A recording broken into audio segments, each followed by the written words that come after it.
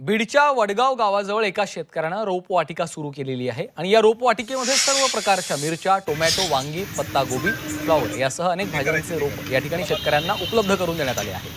बीड शहरापासून जवळच ही नर्सरी असल्यामुळे अनेक शेतकऱ्यांना आता त्याचा लाभही मिळतो। आणि रोपवाटिकेसंदर्भात आढावा घेतला आहे आमचे प्रतिनिधी विष्णू बुर्गे यांनी। बीड जिल्ह्यातल्या शेतकऱ्यांसाठी आता नर्सरी सुरू केली आहे। ही नर्सरी जी आहे ती फळभाज्या आणि पालेभाज्यांसाठी करण्यात आलेली आहे। आपण पाहू शकता या ठिकाणी शेतकऱ्यांना नवीन प्रयोग केलेला आहे बीडच्या, आणि या ठिकाणी जे आहे तो फळभाज्या आणि पालेभाज्यांचे रोप या ठिकाणी बनवण्यासाठी सुरुवात केलेली आहे। हे फळभाज्याचे आणि पालेभाज्यांचे रोप जे आहे ते आणण्यासाठी बीड जिल्ह्यातून इतर जिल्ह्यामध्ये जावं लागत होतं, मात्र आपण पाहू शकता या ठिकाणी मोठ्या प्रमाणावरती या शेतकऱ्यांना हा प्रयोग केलेला आहे आणि या ठिकाणी पालेभाज्यांची रोप सध्या बनवलेली आहेत। काय शेतकऱ्याचा प्रयोग आहे, का त्याला हे सुचलं हे त्याच्याकडूनच जाणून घ्या।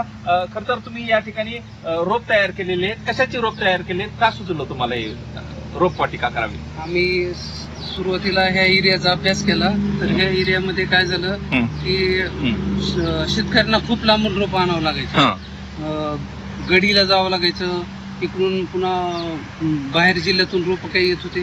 तर आम्ही असा विचार केला की आपण इथल्या जवळच्या शेतकऱ्यांना इथंच रोप तयार करून देऊ, आणि आपल्याला त्यातली माहिती होती। तर आम्ही इथं रोप वाटिका तयार करून इथं मिरची, टोमॅटो, वांगे,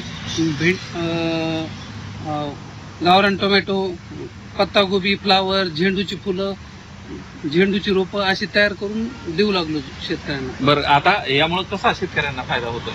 शेतकऱ्यांना बाहेर जायची गरज नाही लागणार, आता इथली इथं जवळची जवळ, आणि लागलं की आम्हाला ऑर्डर देऊ शकतात, तिथून रोपं लवकरात लवकर भेटू शकतात। विष्णू बुर्गे, G24 तास, बीड। आंबेगाव तालुक्यातील